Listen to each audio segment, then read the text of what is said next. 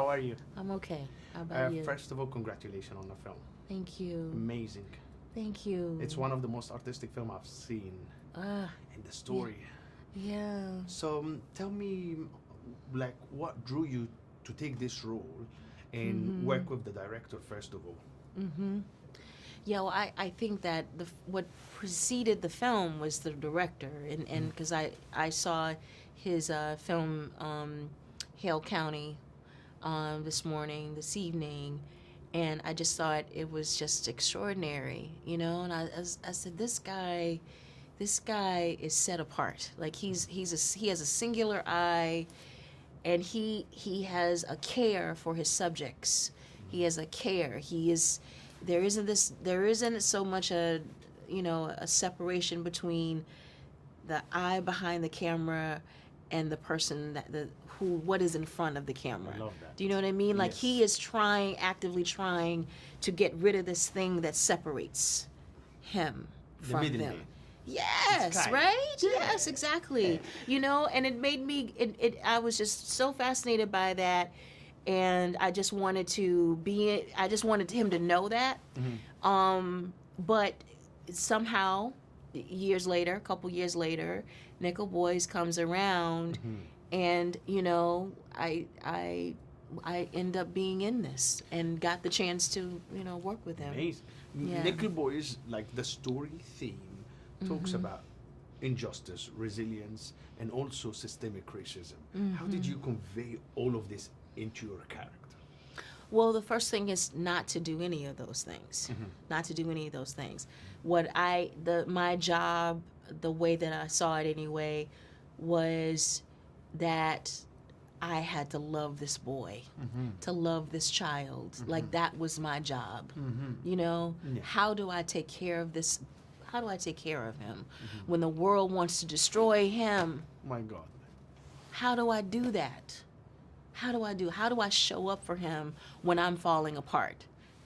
You can't fall apart. Yeah. That's how you do that. Yeah. So that's how I looked at it. All of the isms, all the social, the societal, political stuff, I couldn't bring that.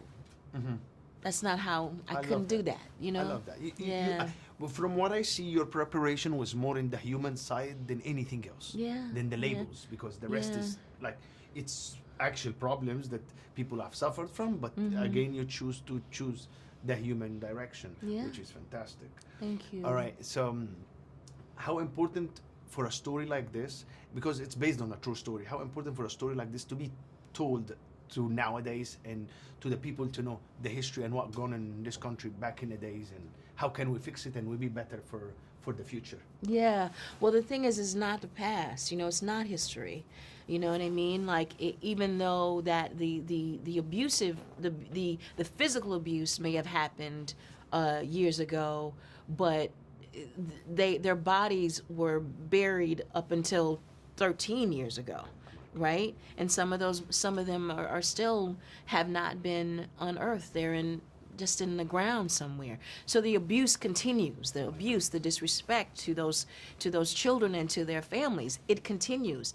And it's up to us to make it right. Yes. And to know that this just didn't happen at the Dozier School. It happened at other reform schools around the country, and in other parts of the world as well. I know the fact that this school was till 2011 was still standing is crazy. Yes. But I'm glad that this happening because as a foreigner, I've never knew the story. I wasn't aware of the Nickel Boys. I wasn't aware of, and I think the film does a great job of showing this. Yeah.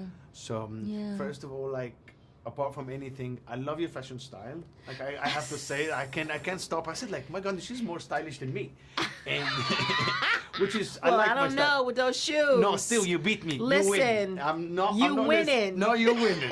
You're winning. Trust me, you're winning. So I'm gonna wrap with one last thing.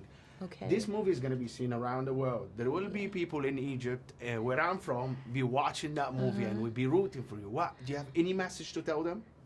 I would tell them, thank you. Thank you for taking the time to see it. Appreciate you, and thank you for what you did. A great job. Oh, thank you. Thank you so much. All right. Pleasure, Aunjanue.